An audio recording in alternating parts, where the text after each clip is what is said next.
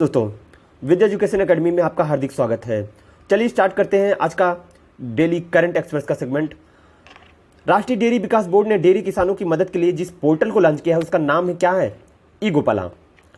Next fact, वह देश जिसने बच्चों में बढ़ रही ऑनलाइन गेम की लत को दूर करने के लिए हफ्ते में केवल 3 घंटा गेम खेलने के नियम को लागू किया है, उस कंट्री का क्या नाम है? चीन।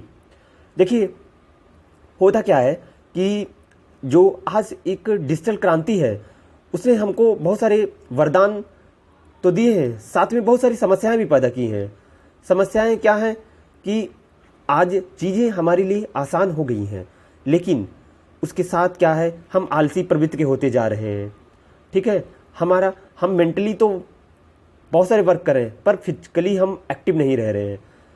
इसी की कड़ी में ये जो चीन ने किया है ना, ये बस उसी लिए है कि क्या हो रहा है कि जो गेमिंग से है बहुत सारे सुसाइड हो रहे हैं। ठीक है, जैसे इसके पहले क्या था, एक सार्क नाम का गेम था जिसमें कि जो गेम खेलने वाला है उसको प्रमोट किया जाता है सुसाइड के लिए। उसी के क्रम में आपने देखा होगा कि पबजी को लेके भारत सरकार ने कई बार पबजी के साथ साथ बहुत सारे चाइनीज ऐप्स में भी बैन लगाया था। वो तो सिक्योरिटी की वजह से था, लेकिन हम यहाँ पे बात कर रहे हैं कि जो चाइना ने बैन किया है उसकी प्रासंगिकता क्या है। तो उसकी प्रासंगिकता को देखें तो हमको ये पता चलेगा कि जो डिजिटल क्रांति है उसने वरदान के साथ साथ बहुत सारी समस्याएं भी पैदा कर दी हैं। चलिए बस इसमें इतना ही, आगे देखते हैं।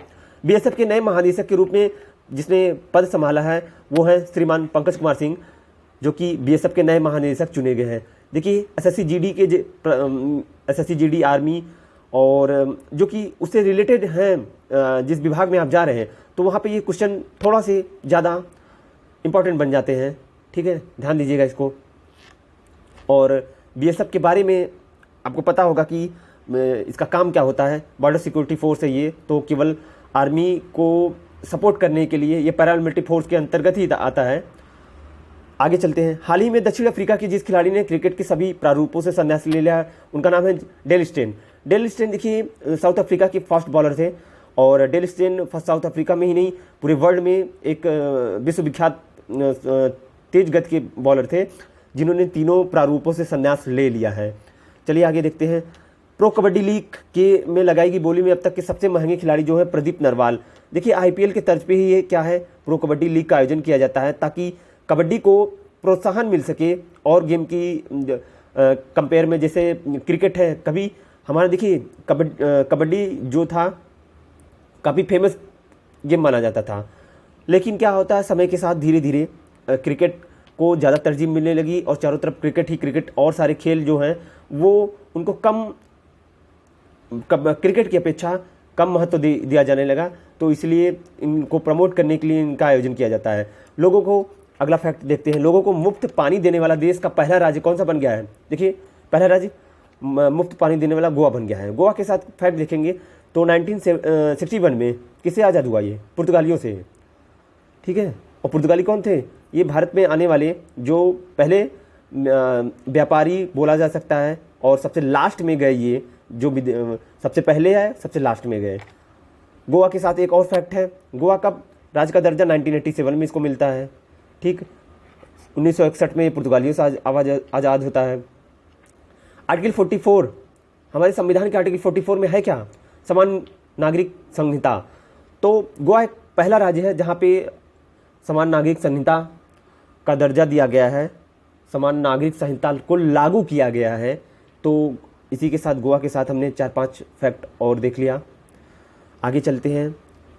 सोएडेक्स है क्या, क्यों चर्चा में है? सोएडेक्स एक प्रकार का सूचकांक है। देखिए, जैसे क्या होता है कि ये इसको गवर्न कौन करता है? एनसीडीएक्स जो है, तो national commodity and derivative exchange limited. ये क्या है? सोयाबीन व्यापार के लिए सोएडेक्स सूचकांक पर फ्यूचर्स कॉन्ट्रैक्ट प्रस्तुत किया गया है। देखिए, फ्यूचर्स कॉन्ट्रैक्ट, फ्यूचर के होता क्या है? वायदा बाजार में आप देखते होंगे ये एक प्रकार का वायदा होता है। फिर ठीक है, ये कॉन्ट्रैक्ट कि फला डेट को हम ये इतना आपको सेल कर रहे हैं या बाई कर रहे हैं, ये वायदा होता है। तो उसी के अंतर्गत बस आपको यहाँ पे ये समझना है कि सोएडेक्स है क्या, एक प्रकार का इंडेक्स है, जैसे कि एनएससी।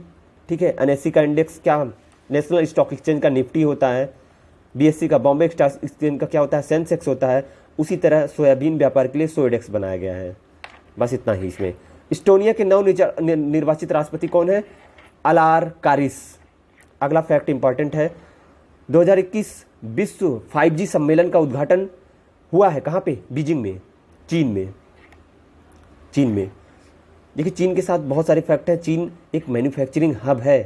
चीन अगर देखें तो दुनिया के उन तमाम दिग्गज देशों में है जिसके पास खुद की इक्विपमेंट, ठीक है, मोबाइल प्रोडक्शन तो अलग चीज़ हो गई, पर मोबाइल के इक्विपमेंट या मोबाइल के रिलेटेड टेलीकम्युनिकेशन इक्विपमेंट जो होता है वो प्रोड्यूस करता है। जैसे हुआई हो गया, ठीक है, वो मोबाइल के साथ साथ टेलीकम्युनिकेशन इक्विपमेंट भी प्रोवाइड करता है। तो यहाँ पे ये इंपॉर्टेंट है, याद रहना चाहिए। 2021 विश्व 5G सम्मेलन कहाँ पे हुआ? चीन में, बीजिंग में। अगला चलते हैं ग्लेशियर नेशनल पार्क। यह है कहाँ पे? अमेरिका में है। चर्चा में क्यों है? इंटरनेशनल डार्क स्काई एसोसिएशन द्वारा इंटरनेशनल डार्क स्काई पार्क के रूप में इसको प्रमाणन प्राप्त हुआ है। तो बस ये पता रहे ग्लेशियर नेशनल पार्क कहाँ पे है? अमेरिका में है। क्यों चर्चा में है ये पता रहे। भारतीय रेलवे ने सिलीगुड़ी जंक्शन से पश्चिम बंगाल तक, ठीक है, पश्चिम बंगाल तक पर्यटकों के लिए टॉय ट्रेन सफारी शुरू की है। देखिए टॉय ट्रेन होता क्या है? ये रेलवे की नैरो गेज का मतलब होता है जो छोटी लाइनों में ट्रेनें चलती हैं, ठीक है, वो है ये टॉय ट्रेन। और चलाया क्यों जाता है? पर्यटन को बढ़ावा देने के लिए, ताकि जो पर्यटक हैं जो घुमावदार पहाड़ियों से निकलते हुए जो पहाड़ियों के जो खूबसूरत स्थान है उन प्लेसेस को देख पाएँ वो। और टॉय ट्रेन की रफ्तार बहुत ज़्यादा नहीं होती, 25-30 किलोमीटर की रफ्तार प्रति घंटा की रफ्तार से ये चलती है टॉय ट्रेन। जैसे कि एग्जाम्पल में आप देखेंगे हिमालयन क्वीन है, ठीक है, कालका शिमला से चलती है, उसी की तर्ज पे ये टॉय ट्रेन चलाई गई है। चलिए आगे अगला फैक्ट देखते हैं। केंद्रीय आयुष मंत्री कौन है? सर्बानंद सोनोवाल जी। उन्होंने एक ऐप लॉन्च किया है, मोबाइल ऐप। उसका नाम क्या है? उसका नाम है योग ब्रेक या वाई ब्रेक। याद रहे वाई ब्रेक किससे संबंधित है?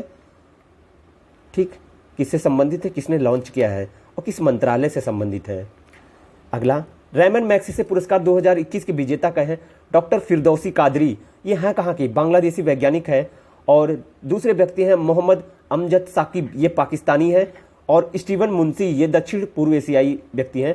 तो 3 लोगों को रेमन मैग्सेसे पुरस्कार दिया गया है। ये काफ़ी प्रतिष्ठित पुरस्कार है, इसे एशिया का नोबेल प्राइज़ भी कहा जाता है। इंपॉर्टेंट है ये फैक्ट, याद रखिएगा ये। अगला फैक्ट है तूफान ईडा। देखिए उस कटिबंधीय तूफान ये है, और तूफान ईडा ये कहाँ पे आया है? यूएसए की इलिनॉइस प्रांत से टकराया है ये, और श्रेणी 4 का है, श्रेणी 4 का है, ठीक है। और इससे पहले 2005 में वहाँ पे कैटरीना तूफान आया था, उसी प्रकार के तूफान है। तो ये बस यहाँ पे इतना पता रहे तूफान ईडा कहाँ पे है, कहाँ टकराया, यूएसए के तट से टकराया है। बस आज के डिस्कशन में इतना ही, और हम उम्मीद करते हैं कि आप इन फैक्ट्स को याद करेंगे, नोट करेंगे और इंटरलिंक करेंगे। सबसे इम्पॉर्टेंट क्या है, ये फैक्ट की एक सीरीज है, याद रखिएगा। फैक्ट्स अपने आप में अकेला नहीं होता, उसके साथ जो कनेक्टिंग लिंक आपको प्रोवाइड किया जा रहा है वो उस डॉट को कनेक्ट करिएगा, ठीक है। बस थैंक यू वेरी मच।